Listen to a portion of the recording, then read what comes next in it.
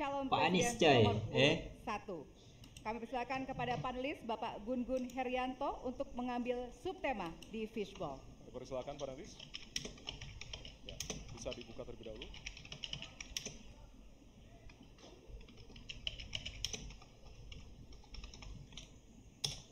Tema ketiga adalah penanganan disinformasi dan kerukunan warga.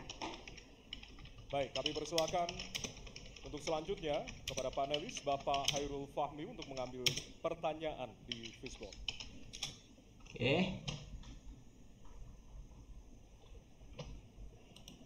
Ditujukan ke depan adalah amplop huruf A. Baik.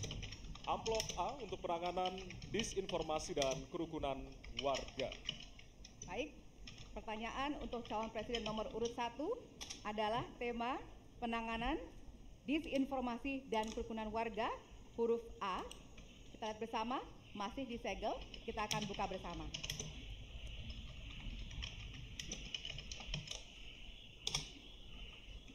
Sejauh ini, masih banyak ditemukan kasus-kasus persekusi, kekerasan, dan diskriminasi oleh satu kelompok masyarakat terhadap kelompok lainnya. Pertanyaannya, apa kebijakan Anda untuk melindungi warga negara dan memperkuat toleransi dalam masyarakat Indonesia yang majemuk? Waktunya 2 menit dimulai dari sekarang. Setiap pelanggaran hukum tidak boleh dibiarkan tak dihukum. Karena apabila dibiarkan, dia akan menular dan dia akan dianggap sebagai sesuatu yang benar. Karena itu langkah yang pertama adalah setiap kali ada pelanggaran dikerjakan oleh siapapun, kapanpun, dimanapun, maka tegakkan aturan, tegakkan hukum. Nomor 1. Yang kedua, ketika kita berbicara kerukunan, maka kita harus melakukan usaha berkomunikasi dengan semua.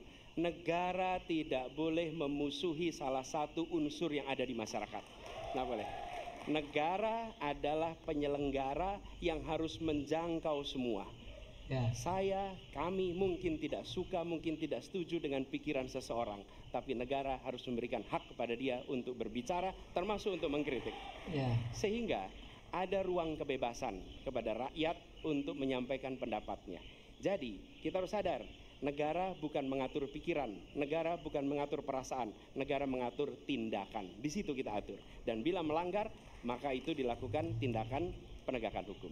Lalu ketika sampai kepada usaha untuk menjangkau semua, pasti komunikasi dilakukan. Tapi selalu saja ada peristiwa pelanggaran, ada peristiwa kekerasan, dan seringkali rakyat tak tahu kemana harus melaporkan.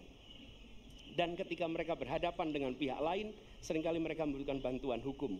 Karena mereka berhadapan dengan berbagai unsur yang ada di masyarakat. Karena itu kami merencanakan membuat sebuah program yang disebut sebagai online untuk pelayanan pengacara gratis. Jadi ini adalah online pelayanan gratis.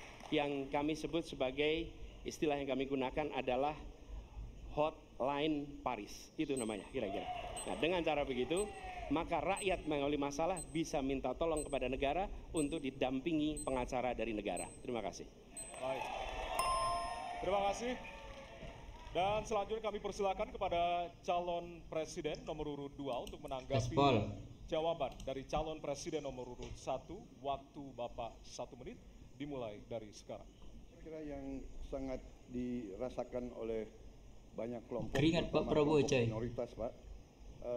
Saya ingin tanya bagaimana tanggapan Bapak tentang keluhan adanya kelompok-kelompok minoritas yang ingin membuat tempat ibadah tapi sangat sulit karena faktor-faktor yang dipersulit oleh birokrasi dan sebagainya. Masih ada waktu, Bapak? Cukup. Sudah cukup? Baik, terima kasih. Selanjutnya kami persilahkan kepada calon presiden Pak Ganjar nomor urut 3 untuk menanggapi jawaban calon presiden nomor urut 1. Waktunya 1 menit dimulai dari sekarang. Ada yang lebih penting saya kira, meskipun seluruh proses memang harus dilalui. Penegakan hukumnya, menghukum yang bersalah, dan aparat hukum tidak boleh ragu pada soal itu. Tapi ketika kemudian kita kembalikan pada persoalan yang potensial muncul, itulah kenapa Pak Mahfud kemarin di Sabang berbicara dengan banyak tokoh agama. agar di samping pendidikan agama, mereka memberikan juga pendidikan budi pekerti, agar kemudian dia bisa mengerti sejak awal bagaimana berbeda dalam suku, agama, golongan, sehingga mereka akan bisa bareng-bareng memahami. FKUB, tokoh masyarakat semua dilibatkan dalam proses keseharian dalam pengambilan keputusan. Kalau itu bisa terjadi, rasa-rasanya bangsa ini akan membangun harkat dan martabatnya karena kita memang berbeda, tapi kita dipersatukan. Masih ada waktu, Bapak? Cukup. Ya. Dan selanjutnya, kami persilakan kepada calon presiden nomor urut 1 untuk merespon tanggapan dari kedua calon presiden lainnya, dan waktu Bapak 1 menit dimulai dari sekarang. Terima kasih. Pak Prabowo, perlu kami sampaikan bahwa ketika kami bertugas di Jakarta, maka ada begitu banyak izin-izin gereja yang mandek 30 tahun, 40 tahun, dan tuntas dibereskan. Oke?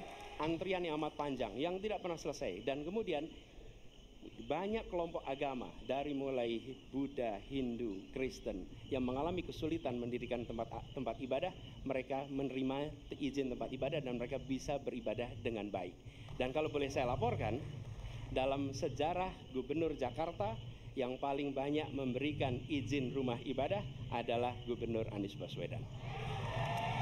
Termasuk ketika umat Islam mau mendirikan masjid dan tidak bisa mendapat izinnya, saya bicara. Ketika umat Kristen mau mendirikan gereja tidak bisa mendapatkan izin dari masyarakat, saya bicara. Dan semuanya akhirnya mendapatkan izin untuk bisa beribadah. Terima kasih. Terima kasih. Baik, sudah cukup Bapak? Masih ada waktu? Cukup ya?